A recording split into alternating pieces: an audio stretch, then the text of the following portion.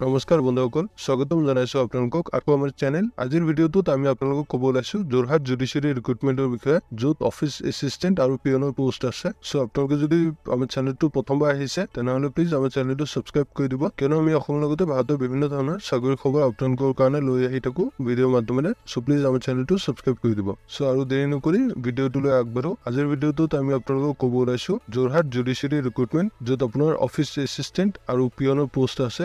পোষ্টটো আহিছে district legal service authority যোৰহাটৰ ফালৰ পৰা, আৰু ইয়াৰ লাষ্ট ডেট হ'ল 2/30/2024। আৰু যেনেকে ক'লে ফাৰ্ষ্ট পোষ্টটো হ'ল অফিচ এছিষ্টেণ্ট, আৰু ইয়াৰ নম্বৰ পোষ্ট এটা আছে, আৰু মান্থলি চেলাৰী পাব আপোনালোকে 18,000 কৈ, আৰু এডুকেশ্যনেল কোৱালিফিকেশ্যন ইয়াতে দিয়া আছে। আপোনালোকে গ্ৰেজুৱেশ্যন হ'ব লাগিব, আৰু লগতে আপোনালোকৰ বেছিক কম্পিউটাৰ এপ্লিকেশ্যনৰ নলেজ থাকিব লাগিব, MS Word, Excel, PowerPoint, আৰু লগতে DTP জানিব লাগিব, ইংলিছ আৰু অসমীয়াত, আৰু লগতে ইণ্টাৰনেট চলাব জানিব লাগিব। তাৰপিছত 2 নম্বৰ পোষ্ট হ'ল পিয়নৰ, য'ত নম্বৰ পোষ্ট এটা আছে, আৰু মান্থলি চেলাৰী পাব আপোনালোকে 12,000 কৈ, আৰু ইয়াৰ এডুকেশ্যনেল কোৱালিফিকেশ্যন ইয়াতে দিয়া আছে। আপোনালোকে মিনিমাম ক্লাছ 8 পাছ হ'ব লাগিব, কিন্তু আপোনালোকে যদি গ্ৰেজুৱেট পাছ হয় তেনেহ'লে এপ্লাই কৰিবলৈ এলিজিবল নহ'ব আপোনালোকে। আৰু এজ লিমিট দিয়া আছে ইয়াতে, আপোনালোকে মিনিমাম 21 ইয়াৰ্ছৰ পৰা মেক্সিমাম 40 ইয়াৰ্ছলৈকে পাৰিব এপ্লাই কৰিবলৈ, আৰু লগতে এজ ৰিলেক্সেশ্যন পাব এজ পাৰ গভৰ্ণমেণ্ট ৰুলছৰ। চ' বন্ধুসকল, আপোনালোকে যদি ইণ্টাৰেষ্টেড হয় আৰু এলিজিবল হয় তেনেহ'লে আপোনালোকে ৱৰ্ক ইন ইণ্টাৰভিউ দিব যাব লাগিব, যিটো শ্বেডিউল ইয়াতে মেনশ্যন কৰা আছে। আপোনালোকে ৱৰ্ক ইন শ্বেডিউল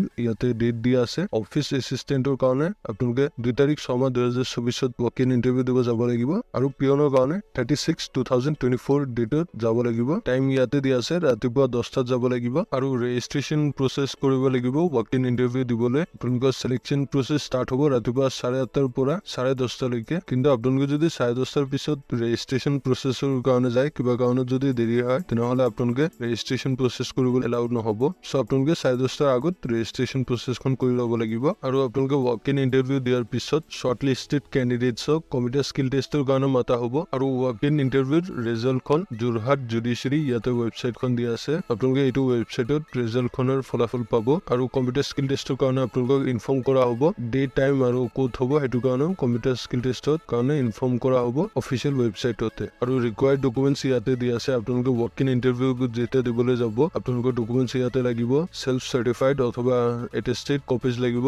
ইয়াতে ডকুমেণ্টছবোৰ দিয়া আছে। প্ৰথমখন হ'ল ষ্টেণ্ডাৰ্ড ফৰ্ম, যিখন আছাম গেজেট পাৰ্ট 9, আপোনালোকে ডিছক্ৰিপশ্যন বক্সত পাব, তাতে ক্লিক কৰি চাই ল'ব। আৰু লগতে আপোনালোকৰ HSLC এডমিট কাৰ্ড লাগিব এজ প্ৰুফৰ কাৰণে, অথবা আপোনালোকৰ HSLC এডমিট কাৰ্ড অথবা স্কুল চাৰ্টিফিকেট লাগিব এজ প্ৰুফৰ কাৰণে, আৰু লগতে এডুকেশ্যনেল কোৱালিফিকেশ্যন চাৰ্টিফিকেট লাগিব। আৰু আপোনালোকে যদি কম্পিউটাৰ পষ্টৰ কাৰণে এপ্লাই কৰে তেনেহ'লে কম্পিউটাৰ এডুকেশ্যন চাৰ্টিফিকেট লাগিব, আৰু আপোনালোকৰ যদি হায়াৰ এডুকেশ্যন থাকে তেনেহ'লে হায়াৰ এডুকেশ্যনৰ চাৰ্টিফিকেটখন লাগিব, আৰু লগতে 2টা পাছপোৰ্ট চাইজ ফটোগ্ৰাফ লাগিব। আৰু আপোনালোকৰ যদি এমপ্লয়মেণ্ট এক্সপিৰিয়েঞ্চ থাকে তেনেহ'লে এমপ্লয়মেণ্ট এক্সপিৰিয়েঞ্চ চাৰ্টিফিকেট লাগিব, আৰু যদি কিবা এক্সপিৰিয়েঞ্চ থাকে তেনেহ'লে এক্সপিৰিয়েঞ্চ চাৰ্টিফিকেট লাগিব। চ' বন্ধুসকল, আপোনালোকে যদি অৰ্হতা মিলে আৰু আপোনালোকে যদি এপ্লাই কৰিব বিচাৰে তেনেহ'লে ডেট এণ্ড টাইম মই যেনেকৈ ক'লে সেইটো ডেট আৰু টাইমত আপোনালোকে ৱৰ্ক ইন ইণ্টাৰভিউৰ কাৰণে যাব পাৰে, তাতে ৱৰ্ক ইন ইণ্টাৰভিউ দি দিব। Best of luck for that. So' ভিডিঅ'টো যদি হেল্পফুল পাইছে তেনেহ'লে প্লিজ লাইক, শ্বেয়াৰ আৰু ছাবস্ক্ৰাইব কৰি দিব, কিয়নো আমি এনেই আপোনালোকৰ কাৰণে অসমৰ বিভিন্ন ধৰণৰ চাকৰি খবৰ লৈ আহি থাকোঁ ভিডিঅ'ৰ মাধ্যমেৰে। চ' প্লিজ আমাৰ চেনেলটো ছাবস্ক্ৰাইব কৰি দিব। চ' আজিলৈ ইয়াতে সময় লওঁ, ধন্যবাদ।